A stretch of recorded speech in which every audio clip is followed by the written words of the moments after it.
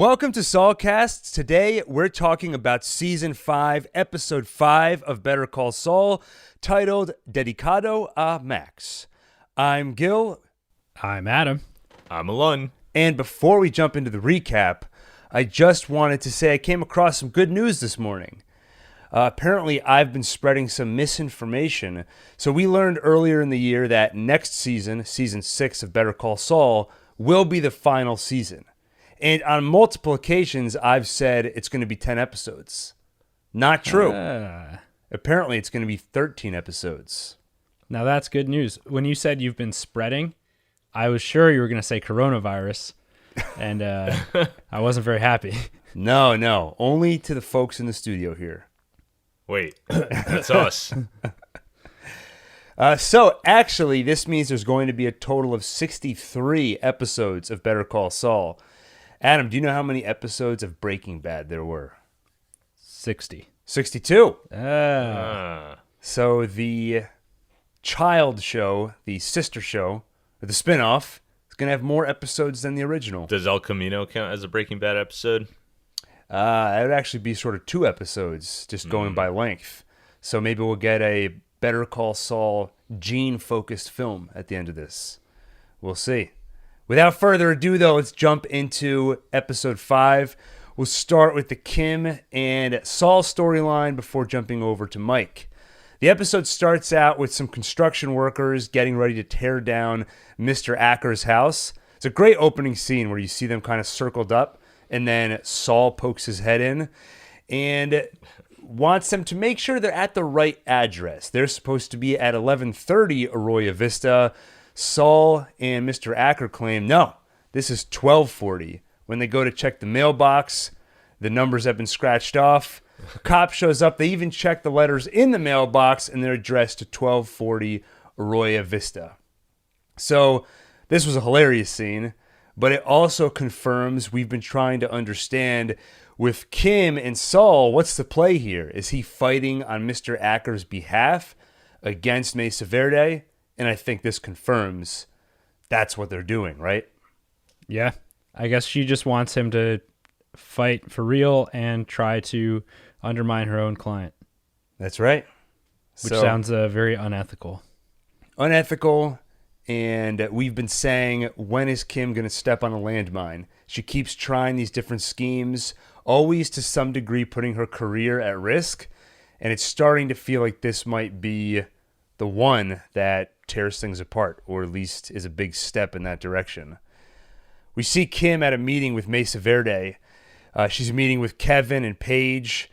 Kevin gets the news that Mr. Acker now has a lawyer, costing them another day before they can tear down this place and put up their call center. And then Kim comes clean. She says, I got to tell you something, Mr. Acker. I have to tell you something, Kevin. The lawyer that Mr. Acker hired, it's Jimmy. In fairness to you, I'll withdraw. Steph will take over. But Kevin says he smells a rat. And he believes that Mr. Acker knew that Jimmy and Kim were involved. So Mr. Acker went out of his way to hire Jimmy specifically so Kim would have to take herself off the case. He's really overestimating Mr. Acker. I don't know what's giving him the impression that Mr. Acker has the means, the funds, the wherewithal to piece all this together. But Kevin will not be taken down this easily, so he wants to keep Kim on the case. I kind of feel bad for Kevin, actually. He clearly has a lot of trust in Kim and doesn't even consider the fact that she purposely planned this and is trying to pull a fast one on him. Right. I think Kim has built up a lot of goodwill with her employer, Schweikart, with her client, Mesa Verde, and she's just starting to use up that goodwill, and it looks like there's still some left. They're still giving her, at least Mesa Verde, Kevin, still giving her benefit of the doubt. Now, this is not going according to plan, right? I think Kim thought this was going to be easy. Put Jimmy on the case, I'll step away, let him do his thing. Or do you think that was she just saying, I'll step away because that's what she's supposed to say, but she was actually hoping Kevin would fight to keep her on? This is some social engineering where she's trying to play the role, but for some reason it's advantageous for her to stay on the Mesa Verde case. So it did seem like she wanted to stay on, given her. I think when she reported back to Saul, like, okay, this is how it went. She seemed to think it went just how they had planned it or how she wanted it to go, which was kind of surprising to me because it seemed pretty genuine in terms of her trying to get off of the case, and it seemed like a good reason to get off of it. Right. And later, you're right. When she comes home to Saul, I didn't get the impression, oh, things went wrong. Neither of them put it in those terms. And then later in the episode, she fights to stay on the case, but there are some mixed motives there, which we'll get to when we get to that part of the episode. So it wasn't 100% clear to me, but I leaned towards she knew how Kevin would react when she suggested stepping away, and this went according to plan. Mm-hmm. It's interesting to think about how much better it would be if the roles were reversed. So what Kevin needs is someone who can just get the job done by any means necessary. And what Kim needs is to feel like she's defending the little guy. And yet you have the roles reversed because now Saul has to defend the little guy, whereas Kim has to at least pretend to be on the side of Kevin and the corporation. Whereas Saul would be the one who'd be much better at actually getting Mr. Acker to leave somehow. He's much more manipulative and crafty. But Saul, I think, feels compelled to use those tricks for the underdog. Right. I think that's right. I think we've seen that. We've seen that many times, including just a few episodes ago when he tells Lalo, hey, you're going to hear some crazy stuff about Crazy 8. Don't kill him. Yeah. Well, we see Saul at home, and at first I thought he was cooking. You get a closer look. He's got a bunch of trays with tea bags in them, I think, a duffel bag full of stuff. We don't really know what it is yet, and a hammer. While he's in the midst of whatever he's doing, he gets a call from Howard, who's barefoot, by the way, looks very comfortable, and he says, just thinking about you. Any thoughts on what we talked about? Saul tells him that he's been thinking it over, thinking of nothing else really, mulling it over, reflecting it, giving the consideration it deserves.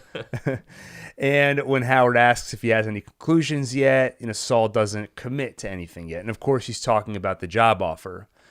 Right before Saul hangs up, Howard does say, and Jimmy, he's about to say one more thing, and then Saul hangs up. Now, do you think Howard at all suspects it was Jimmy that threw the bowling balls? Was he going to ask, do you know anything about something happened in my car last night? Oh, I doubt that he suspects Jimmy. It would be so... You'd expect so much more of a fully grown adult practicing law than... I don't think your mind would even go there. Unless he knows about some of his previous incidents. Which I'm sure he does, but... I don't know. I wouldn't be surprised if Howard suspects Saul, and maybe this is a tactic of his to just pretend like he doesn't. I don't know what he's planning exactly, but... Or maybe I could see Howard thinking he deserved it. Wait, so yeah, this is Howard's equivalent of what Mike is doing. Mike goes to get beat up. Howard has a few bowling balls thrown in his car, trying to lift his guilty conscience. Maybe. Sort of, yeah. Well, you say part of his tactic. Do you think it's not genuine that Howard wants to hire Jimmy, or do you think there's something more to it than that? I don't know. I just have a feeling like there's more to it. Maybe he legitimately wants to hire him, but there's something we don't know about the reason why. Mm-hmm. Maybe it's more. Maybe there's a specific reason. It's not purely he just thinks he'd be good for the company in general. Maybe there's a specific requirement he has. And maybe even if he suspects Saul of throwing a few bowling balls, that's not enough to deter him from trying to acquire him. Right. Interesting. So I do wonder where the Saul and Howard storyline is going. I honestly, it's probably the one thread here where I'm the most unsure of where it's heading, because it seems like it could be so simple. Saul turns down the job eventually and walks away. What more is there to happen?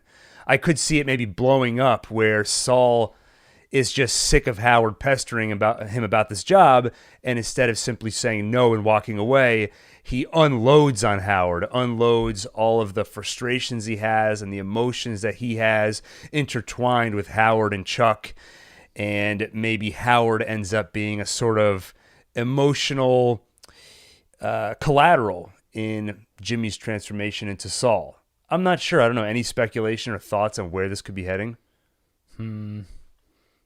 I don't know. I feel like we don't know enough about Howard to think beyond his arc of getting over what happened with Chuck and getting through his guilt. It's hard for me to think about any way in which his storyline will significantly interact with Saul's. I think they have to because they're keeping Howard involved, but right. I don't know why. Yeah, interested to see. But so we're back with Jimmy, right? He hangs up. He's got his hammer, his duffel bag, his trays. Kim shows up. She comes back home, and we already sort of alluded to the conversation the two of them have, where Kim gives a download on what went down between her and Kevin, but Saul wants her to role play it. Kim takes on the role of Kevin. Jimmy takes on the role of Kim, and there's a pretty hilarious conversation there where they role play. And it ends with them deciding to shower together. While maintaining the role play, right? Yes, that's an important part of all this. It was good to see the two of them sort of playful again. We've seen a lot of this in previous seasons, but it's been a little bit since we saw the two of them just getting along well, having fun. They've always had a similar sense of humor, but it's just been sidelined by this tension between the two of them. It feels to me like they want us to remember how good they are together. They want to give us some of the good times between Kim and Jimmy, so that way, whatever ending they have in store for Kim and for the relationship between the two of them is going to be more impactful now that we're getting another taste of how good things could be. Yeah, and I think, again, unless there's a whole chunk of Breaking Bad that wasn't shown to us, they don't end up staying together. So we're definitely being set up for heartbreak of some kind. I go back and forth on that. When we first started this series, I thought for sure there's no way it's a done deal. Kim isn't around in the Better Call Saul days. The more I think about it, I don't know if that's a 100% foregone conclusion. Do you know how much we actually spent with Saul in Breaking Bad? I think if you add up all of his scenes together, it comes in at maybe 2 hours max. Mm-hmm. So we didn't see a whole lot from him. We definitely saw almost none of his personal life. If I were a betting man, I'd say Kim's not there between the scenes on Breaking Bad. But maybe. I'm not going to say it's 100% she's not there. For all we know, she is there. And in those flash forwards that we see occasionally, maybe he'll end up reuniting with her. What's his name in the flash forward? Gene? Gene yeah. And Kim?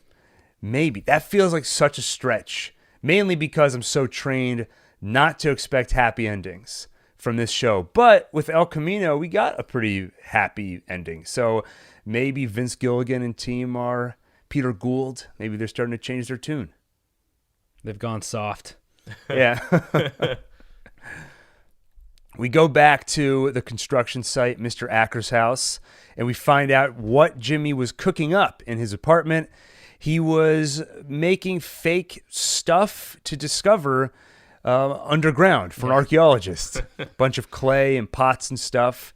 Buried it on Mr. Acker's property. So there's an archaeologist there, and by law, they've got to give her time to excavate and look at what's in there. 1 or 2 days a week tops. I wonder how illegal that is. Yeah. Between that and the house number thing. Like, let's say there was actually a photo of the house taken a few days earlier by people surveying the land or something, and they could prove, no, this is the house number, and both Mr. Acker and Saul Goodman are lying. I don't know. I wonder how big of trouble he would get into. It can't be that big a crime. I mean, it's not like personally endangering anyone or anything. And if they could easily prove he's lying and that's it, I picture that as a fine. And you could always claim, look, I mean, I don't know who put those letters in my mailbox. I don't know where the numbers went. Then they start doing forensic, looking for fingerprints on them. Yeah, like if they knew he made fake letters.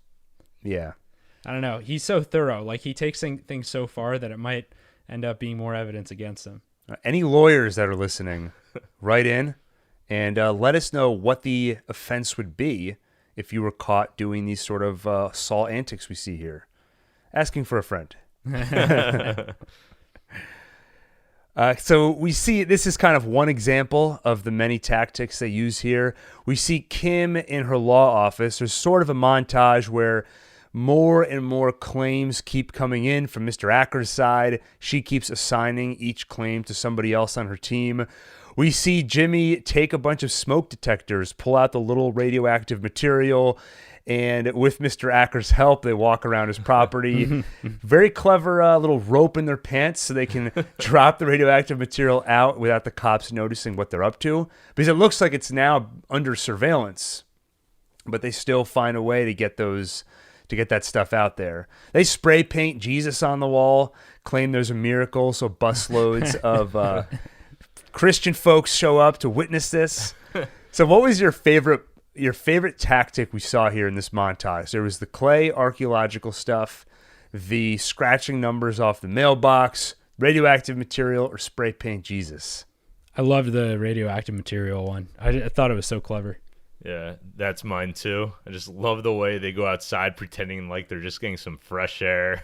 And Mr. Acker looks like he's having the time of his life during all this. I don't think he's had this much fun in decades. No, he is loving this. Yeah, this is the most fun he's had since he saw that picture.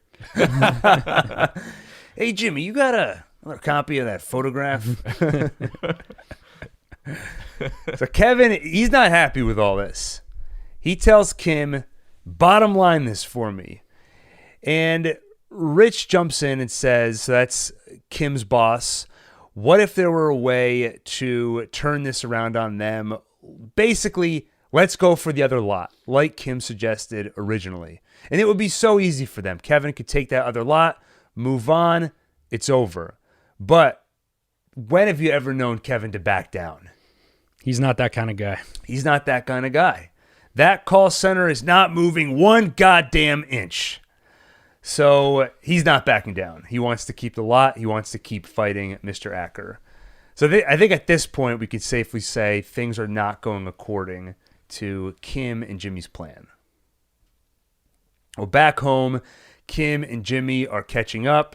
Saul is kind of giving some lip service. You know, you gave it your best shot. You went the distance. You gave it Mr. Acker more than he deserved, which I think we can all agree with based off what little we know about him. Saul says, you know, you took a big risk putting me on this. You risked losing Mesa Verde, and they're your bread and butter. Now, there is always another play. So he kind of puts that out there, sort of sly. And Kim takes the bait, and she wants to know, what else can we do? So Jimmy says, we can go after Kevin. We get personal. Kim says, okay. And by the way, my use of that phrase, takes the bait, was very intentional. Because, Adam, what did we see here? The fish tank. That's right. We noticed last season many appearances of the fish. And we were trying to work out what is the significance of this fish. And just to make it clear what I'm talking about, when Jimmy and Kim are talking, I almost said Kimmy, stopped myself, and the two of them are talking pretty predominantly in the frame here is the fish tank with a fish swimming around. Did we ever get to the bottom of what we think the fish represents? No, but it has something to do with the two of them. One thought I heard is that it could represent Chuck. Jimmy used to have to take care of Chuck, feed him. Chuck couldn't fend for himself. This fish can't fend for itself. And now, as Kim is making this decision to get even scummier, do something even more in the gray area of morality, that fish is watching judgmentally, just like Chuck would if he were here. It's like the ever-present spirit.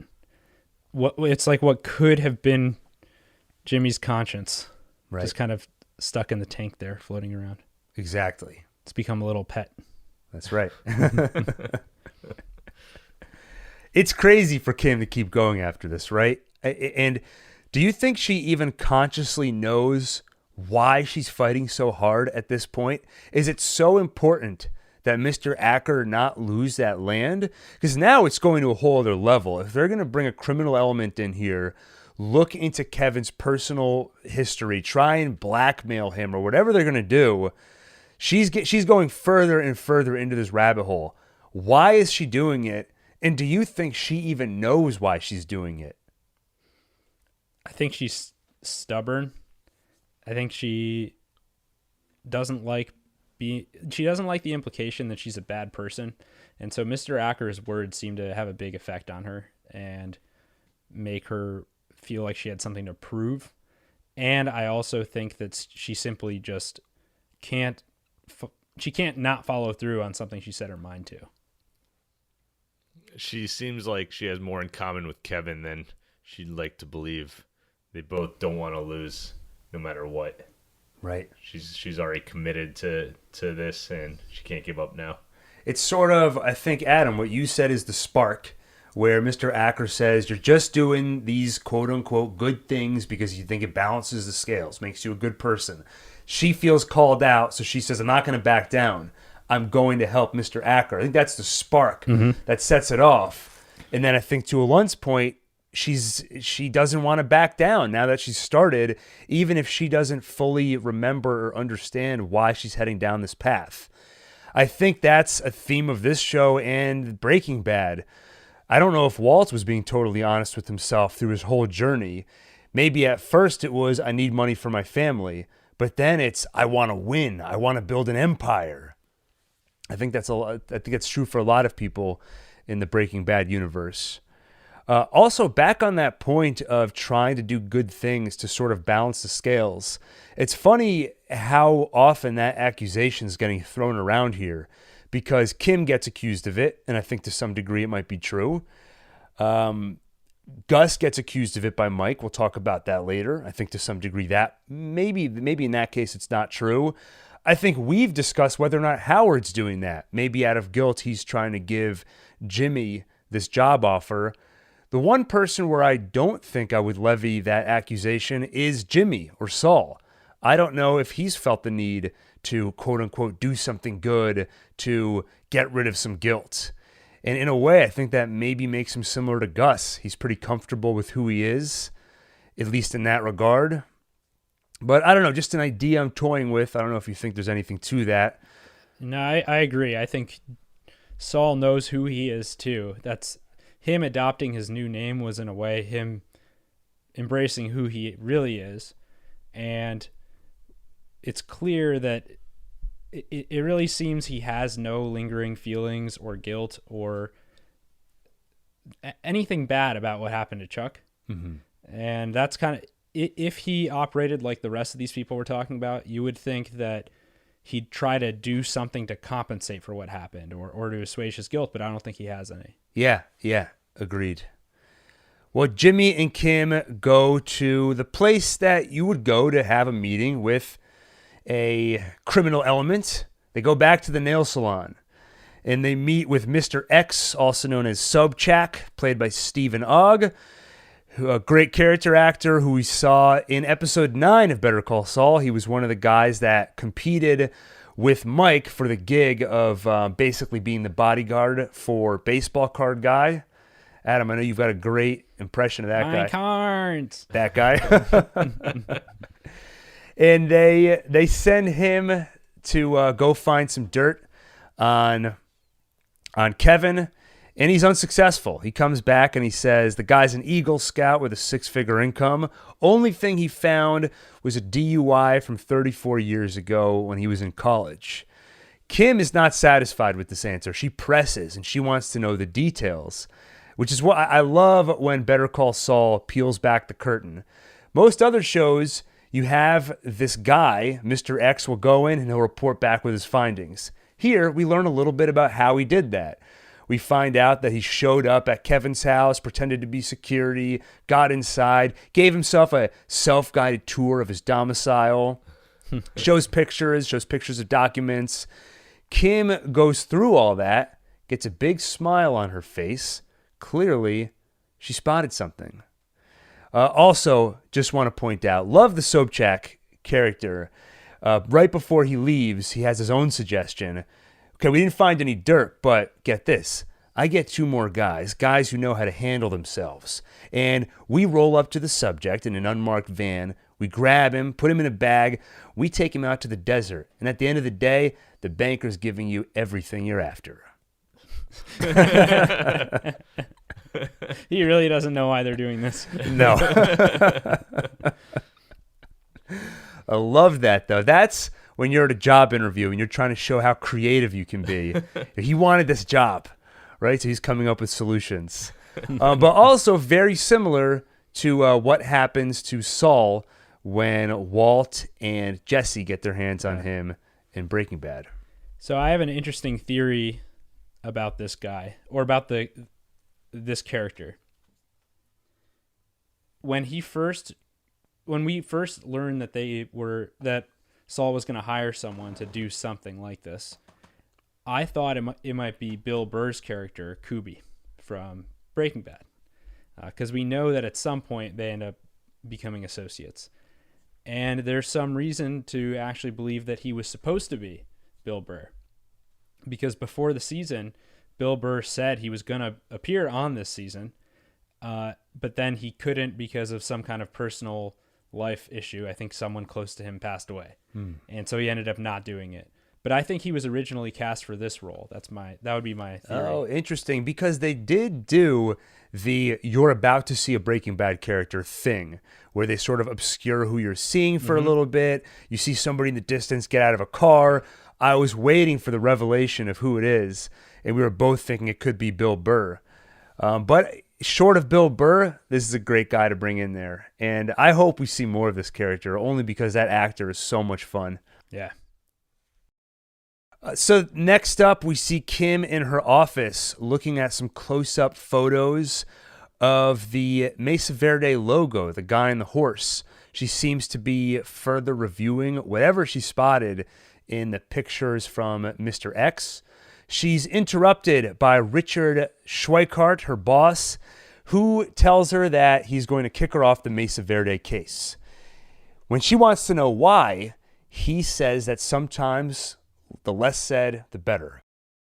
And she can leave it at that. She can walk away. Clearly, he sees through this whole thing. He knows that Kim put Jimmy up to this. He knows that Kim is undermining her client, fighting for Mr. Acker, but he's leaving it unsaid. He's doing her a favor. But she presses. She gets loud. They go out into the hallway. They fight in front of the whole office. She keeps pushing until he relents and says, "Okay, I will leave you on this case." So, a couple things to unpack there. First off, what do we think Kim spotted in the photos that's going to help Mr. Acker? Beyond the copyright infringement theory, I really can't think of anything else. Yeah, I've thought about this. I've tried to come up with other possible explanations, but she was so focused on the man on a horse. In that photo, you see multiple images of that. So I keep coming back to copyright claim that that she's figured out that logo was stolen from somewhere else. That just doesn't feel big enough to me. And also, how does that help Mr. Acker directly? I guess it would be blackmail. Hey, we're going to come forward and take you to court. We spotted this copyright claim. Unless you just take the other lot. Leave Mr. Acker alone. Maybe that's where they're going. And you know what? If the copyright claim thing is too small, that could be an indication of where this is going. They go to blackmail Kevin using this minor thing. He swats it away. He gets angry. Maybe that's part of how this all blows up. I could see that, yeah, especially because he seems to take his own company very seriously. And something that attacks the core brand, some symbol of his, might just add fuel to the fire. And it's possible that Kim and Saul might think of a way to take this minor violation and turn it into something bigger. They might be like, because you stole this logo, this thing happened, which caused this thing to happen. You've got blood on your hands. Who knows? What you're saying, like you caused 2 planes to collide midair. You know, the man who invented that logo was so upset it was stolen. He went on He went on a serial killer spree, a murder. What do they call that? A killing spree? A killing spree. Shooting spree. I don't know. So, and we all think this is going to blow up. I mean, I feel like this is the thing that Kim's putting her. She's not just putting her employment with Schweikart on the line. She's not just putting her work on the Mesa Verde case on the line. She's putting her license on the line here, right? This is a pretty big bet from her. I would assume, but it seems like I don't think Saul is going to lose his license for a second time. And if Kim gets caught and they decide that she needs to face some kind of serious consequences, I would think that Jimmy would be just as guilty unless she somehow lies and covers for him or takes the fall or something. So I think there's plenty of room to believe that it's going to succeed, that neither of them will actually face major consequences. All right, well, we'll see. It feels like this is heading to a dangerous place, but there are another 13 episodes after this season, so plenty of time for things to go horribly wrong if this isn't the thing that goes horribly wrong. Shifting gears to Mike and Gus and those fun stories here. Mike wakes up in what turns out to be Mexico. He is convalescing, and we always see these shots of people making food and cooking, and so I always get hungry whenever we watch this show. And so there's a nice lady who does not speak English who's cooking some food, says the doctor's going to be there soon. Mike seems very perplexed, but immediately asks, did Fring do this? And he just wants to leave. So he kind of gets up. He's in terrible shape, but he can move. And he walks up to the side of the highway. We saw that autopista sign, which, Gil, what does that mean? Highway. Yeah. You see this little car, which to me looked like a smart car or something, even though they didn't have those back then, so I don't know what it was. But it's the doctor, the one who saved Gus's life during Breaking Bad. Right, which Adam gets a pat on the back here, right? Mm-hmm. Because that was your prediction a couple weeks ago, where you suspected this is where Gus went after he did the swallowing his own poison trick in Breaking Bad. Exactly. And so this doctor basically is upset at what Mike did to his work because he thinks his stitches probably popped open. And Mike has a bunch of questions for him. The doctor basically just says that Gus asked him to keep Mike alive, and that the rest he'll have to take up with Gus.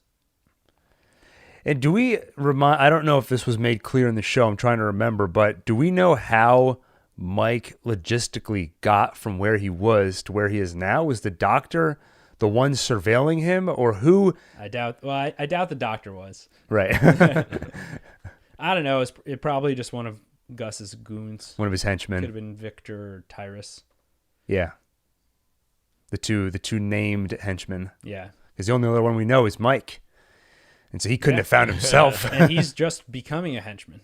That's right. All right. So the doctor is kind of stitching Mike back up again. And the doc warns him, you're not going to survive the journey back if you try. And Mike just wants to know why Gus saved him. Again, doctor doesn't know anything. He's just there to keep him alive. So Mike is like, well, I'm here anyway. May as well settle in and explore. So he walks around outside and takes in the grounds. You see a bunch of nice looking mopeds out there, some kids playing, and you see this fountain, which looks very nice and also very out of place. And I think as soon as we saw it, our minds thought, okay, some kind of memorial. The episode is called Dedicado a Max. Mike being here in the first place has something to do with Gus. So, bam, it all comes together. This fountain is dedicated to the man that Gus loved, who got shot right in front of him by Hector Salamanca many years ago. That's right. And do you take it this might be just nitpicky, is the fountain dedicated to him, or is the whole town, it's like this is the town square, and I guess the fountain's a tribute to him. Yeah, I mean, it could be the whole town. It's sort of unspoken that it's the whole town, too. Yeah, Mike says something to suggest that Gus has been paying for all the stuff in that town. Right. The whole anonymous donor thing. Yeah. So my guess would be that this is where Max was from. And Gus is basically, this whole place is a tribute to Max. And that's why Gus later says that he kind of wants to keep all the criminal stuff separate from this place. Right. He keeps business separate, which helps emphasize how important it is that he brought Mike there, or how much significance it has that he brought Mike, somebody involved in his business, to this very special place. Right. Because it's not like Gus has any other lines that he draws, as far as we can tell. He's had Walt over to his own home for dinner before. He takes his actual legitimate business and uses it as a distribution network for his criminal enterprise. There's been all sorts of shenanigans at Pollo Hermano. What's it called? Pollos Hermanos. Pollos And so this is a really special place for him. And it's not like any of the other places that he has in his life. So this is something that is walled off, and yet he let Mike in, and he helped take care of him. Right. Indirectly. Next, we see what looks to be the beginning of another epic Better Call Saul montage. I love montages of people doing clever things. And so I was salivating as Mike started messing around with all these wires and taking things apart, and he had these microchips. Yeah, I was sitting next to Adam when we watched this. It was disgusting. Yeah. Yeah, what's going on over there? It was like a rabid animal. He was like a coati. Yeah. He started ripping wires out of the house himself. I'm going to build something. And my dreams were foiled because the nice lady just dropped a phone charger there on the desk for Mike to use. Yeah, Mike starts ripping wires and stuff out of an old radio. Didn't know what he was doing. It looks like he was trying to charge his phone. The battery was dead. And then she hands him a phone charger. It's like, just because he's in Mexico, he assumes he has to do something crazy to get his phone charged.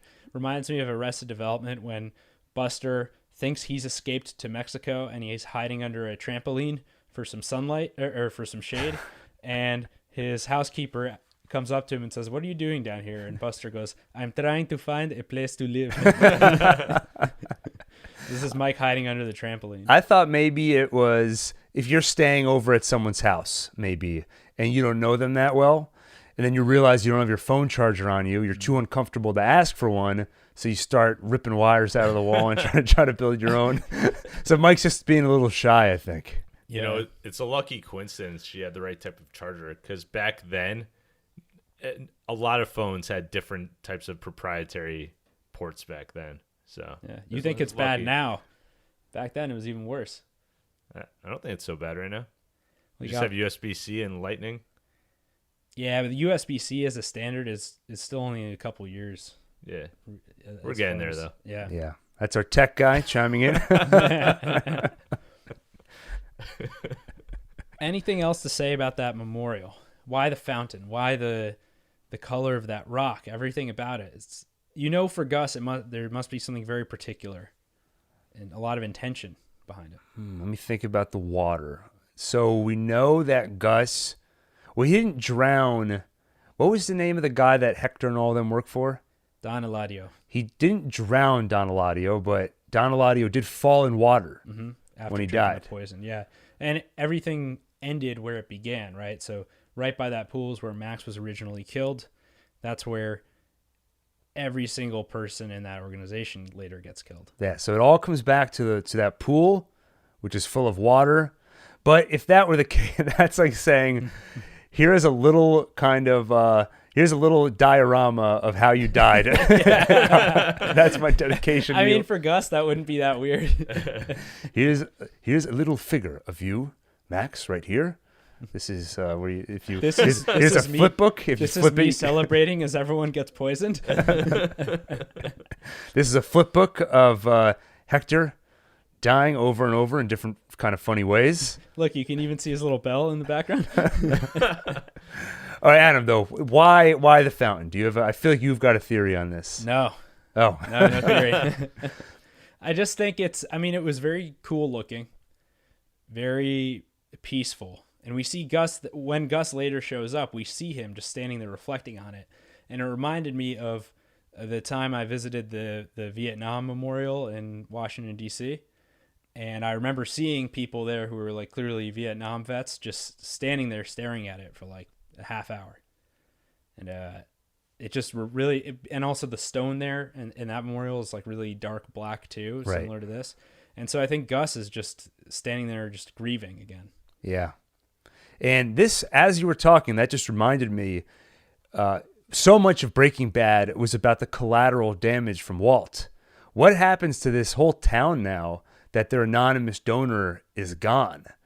I don't know if maybe it's in Gus's will that some of his money is going to continue to go to them, but I wonder if they were at all impacted by Gus's death. I bet Gus thought about that in advance. Okay, good. Maybe there's money in that fountain, too, in case of emergency. There's always money in Max's fountain. All right. Mike gets a funny call from Saul, right? And this is Saul needs to hire someone to go do this espionage on Kevin. And it's just great because Mike doesn't even say like I'm busy or I can't. It's just like, no. Wait, Gil? No. There we go. Yeah. I'm unavailable. Yeah. And that's basically it. And then so they hang up and that's it for now. Don't tell anyone, but I'm at Gus's place. He told me not to tell anyone. And yeah, so I think we're like kind of on the edge of our seats waiting for Mike and Saul to partner back up. And this was like a false start. Right. When Mike says no, and then Saul just say again, no. Yeah. I laughed so hard just at Mike's attitude, and then on top of the fact that we've been waiting for them to come together, and Mike doesn't care. He just hangs up. I loved it. Yeah. That'd be like if Walt showed up for a half second in one of these episodes, and he was literally just buying chicken at Pollos, and then he leaves. Yeah. And he's about to say something. He's like, and then walks away. Mike also gives Gus a call with his newly working phone, and he really just wants to know, why am I here? What's going on? Gus is just like, now's not a good time. And then he hangs up too. So now that's basically karma for what he does to Saul. Yeah, a lot of rude people this episode hanging up on people. All right. So after those phone calls, he notices that the window leaks whenever it rains. And soon enough, Mike is ordering the lady around, telling her how to fix the window, and then she starts asking him about his son, and he starts yelling at her. I was like, what is he talking about? No, this time it goes much better in terms of the manual labor. We get to see Mike fix the window. He starts kind of chopping the wood out first of all, and she tries to tell him, no, you don't need to do this. You just rest. But eventually he fixes it, and it kind of comes back to the same theme we keep seeing of everyone on the show needs something to do or something to work on or some way to feel productive. And I think the windowsill is like a little example of what Gus is about to give him, which is basically a job and a purpose. That's right. Eventually, Gus meets Mike down in Mexico in that little town. Gus says, I like to keep my business as far from here as possible. You look much better. I am glad. Exactly. And this is when I'll let you take the reins on this too in terms of what Mike says to Gus. Yeah, you're an anonymous benefactor trying to balance the scales. This is a memorial. For what? And Gus does not answer that question directly, but basically offers Mike a choice. You can either continue as you are, drinking, being basically estranged from your family, but you have another choice. And Mike knows what that choice is, which is to basically work for Gus. As a button man. Yeah, what's a button man?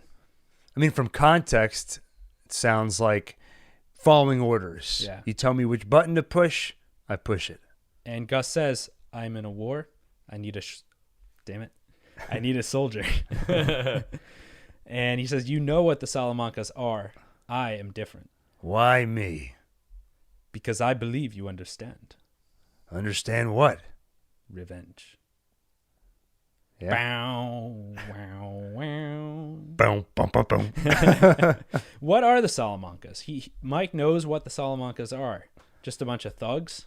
I think that's the implications, that they are ruthless. Well, I don't think Gus would deny being ruthless, but I think the Salamancas are cruel. They will go after... Gus is cruel. Yeah, that's true. I mean, I think he's lying to himself. He's trying to say the Salamancas are horrible, they're evil, they'll go after family. He'll do that too. Yeah. I mean, your infant daughter, Yeah, you know? yeah. I will kill your infant daughter. That's like a very powerful line. Yeah. Yeah, so they're not all that different, except that Gus is a more organized, purposeful, predictable form of evil, whereas the Salamancas are, I think, a little harder to predict. Their motivations are different because there's a bunch of different players involved. And also, I think they're kind of less competent. Right. And I would say that if I were working for Gus, I would generally feel comfortable that as long as I did what he said, I would be okay. Versus the Salamancas, I think there would be a constant doubt of, I just don't trust them. Right. Yeah, because we did see, for example, that he sent the Germans back home, at least as far as Mike knows. And it looks like that's what happened because he gave them all cars to drive off in separate directions. And so Mike has reason to believe that if you just play by Gus's rules, you will be okay. And that's confirmed by the fact that we know Mike does end up taking him up on this offer because of his role in Breaking Bad. And he is doing okay until Walt screws everything up. In fact, the monologue that Mike gives right before Walt shoots him is, we had a good thing going. Everything would have been fine. Exactly. If you just kept your mouth shut, did your work, but instead you just got taken hold of by your pride and your ego. Yeah. Do you think this is where Mike decides to work for Gus? Next episode, are we going to see Mike mulling this over, or has this convinced him? I think that he's all primed basically and convinced, but I don't know if Gus needs anything specific from Mike yet. I think Mike might be the person who takes on Lalo and solves the Lalo problem, because that's the biggest challenge looming in front of Gus right now, and I could see Mike being basically the person to deal with it. Yeah, I could definitely see Mike versus Lalo. That's kind of where it all started.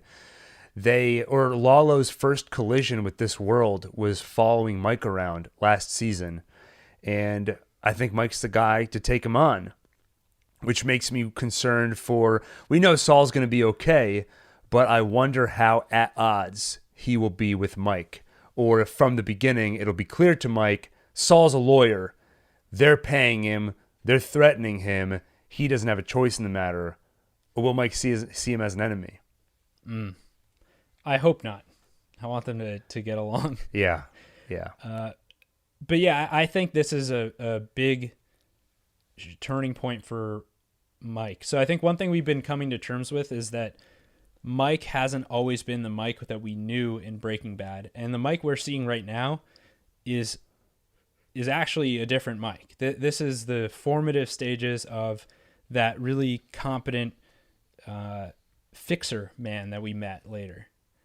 And this is where I think he's very close to choosing to take the road of putting his head down, trying to make a bunch of money to leave for Kaylee, and basically do something he's good at rather than just let himself wander and spiral down the path of alcoholism and death. Right. I agree. Yeah. So he's found purpose, and I think we're seeing a lot of people find purpose, and some people lose it. Right. Well, and to be clear, he didn't exactly stumble onto purpose and find it. Gus saw a man who needed purpose, gave it to him, and that's how he gets people to work for him. At least people that he wants to take on for the long haul that are going to be important soldiers in his army. Right. And it's too bad the way Mike's story ends, but I like knowing that he's got many years of good, solid work that he's going to put in with Gus, because I want to see it. Right. And if he didn't go with Gus, his story might have ended a lot sooner and a lot more depressingly. Yeah. It still did end kind of depressingly, but I'm hoping some of that money got to Kaylee somehow. Yeah. Any other thoughts on this episode? Another great one. Yeah, season is going strong.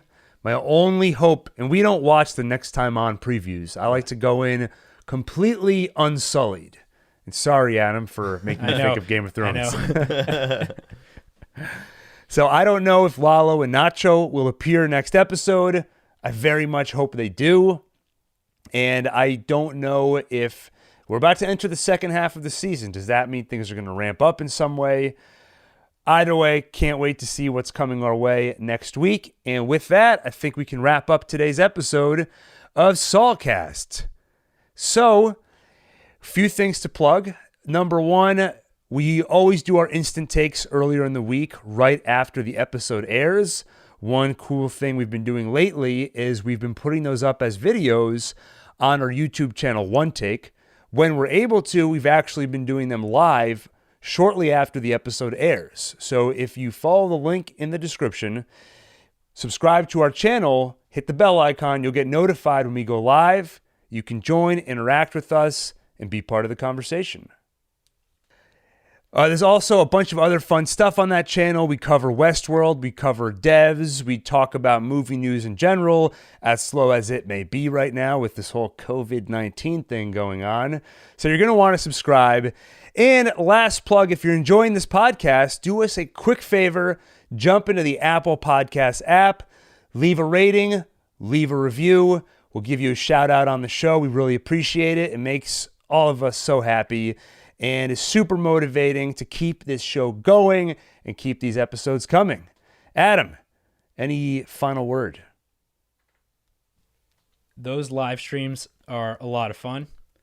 If you have a question for Gil, he'll answer it. It could be about anything. It doesn't even have to be about Better Call Saul. That's right. It could be about his personal life. You always dangle that as if it's a big incentive for people. The people want to know. Well, in that case, they should listen to our other podcast, Gilville. Put a link to that in the description as well. Yeah. Go ahead. Anyway, with that, I'm Gil. I'm Adam. I'm Alun. And this is Saulcast.